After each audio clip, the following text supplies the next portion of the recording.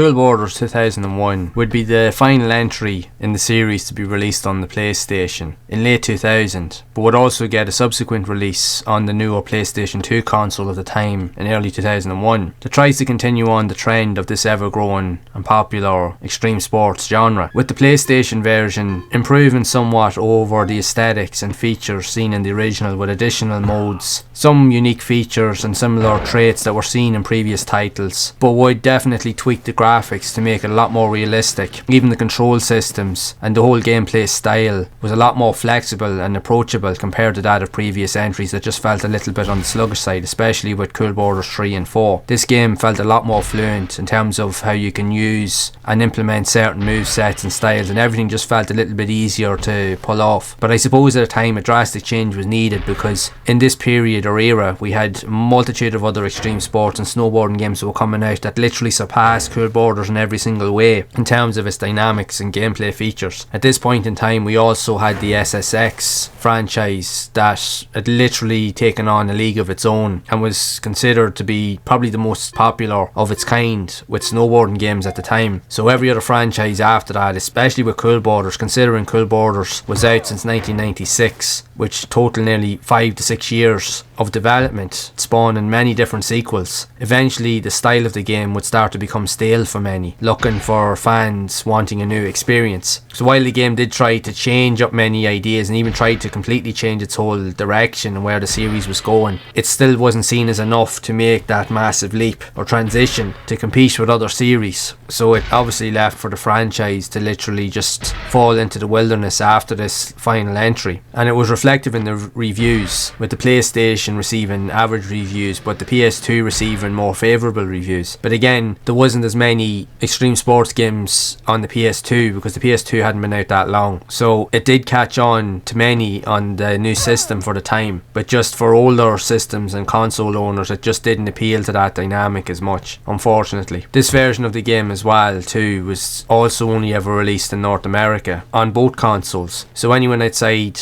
of that region never got access to this game up until recent years through emulation and being able to buy copies of the game on marketplaces such as eBay and so forth. So for many of us up until recent years, a lot of people didn't even know that there was a fifth entry in the Cool Border series, as it was left relatively unknown and unheard of to many. But it does give you access to different modes, gameplay features, multiplayer aspects, different game modes with time trial, checkpoint, slalom events, half-pipe events, but you also have the addition of additional licensed racers or athletes that you can also play as, and they all have their own distinct styles and features and movesets that are unique to them, so you'll definitely be able to find a character that will suit your own play style and ability. But I just feel, even spending time playing this game, the game just feels different compared to Cool Borders 3 and 4, and in many ways in a good way, because while the games were enjoyable, I always felt the control systems to be a bit on the sluggish side and not as responsive. But Cool Borders 2001 definitely felt a lot more realistic, but yet somehow managed to capture a lot more fast paced, even more of an arcade feel to its control systems that would have been seen in other popular games on other systems or even on the PlayStation itself. So I suppose it tried to capture that dynamic, but like with many of the reviews stating that it was just a little bit too late for many, or should I say too little too late for the series to really catch on, because at that point it was on its fifth title and it took this long for developers to really find a common ground with the gameplay style and how the overall transition was made. But by then other developers had literally come in and stolen the thunder from Cool Borders and went on to produce memorable franchises in their own right, so it pretty much left Cool Borders in the dust in many respects. But even aside from that, you can't help deny the presence that Cool Borders left on the PlayStation and for fans of the extreme sports genre in general, because without the original games in the series, the extreme sports genre may not have taken off or exploded in popularity the way that it did. Because for many of us, and even for many people that are involved in extreme sports today, many of their experiences that got them into the sport in general would have come from their experiences of playing these earlier games. Had they not witnessed them, they might have chosen a completely different life path in all respects. So these games, while they were flawed but were fun, they definitely contributed to various lifestyles and life choices by many people that went on to pursue this culture. So that in itself is enough reason alone to explore many of these unique ideas that stem back to the early days of the PlayStation console. And the fact is that Cool Borders had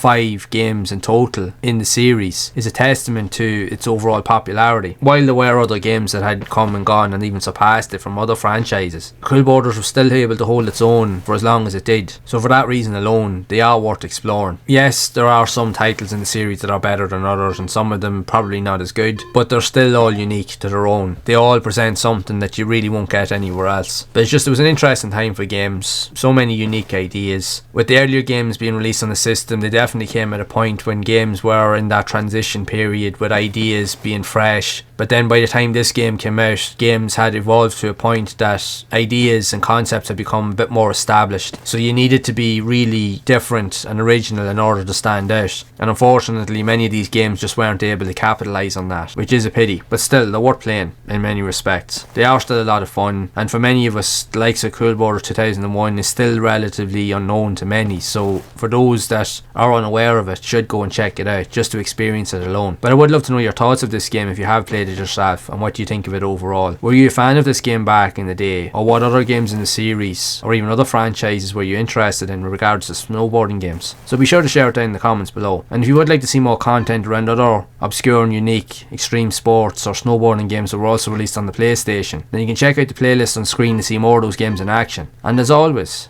keep those gaming memories alive.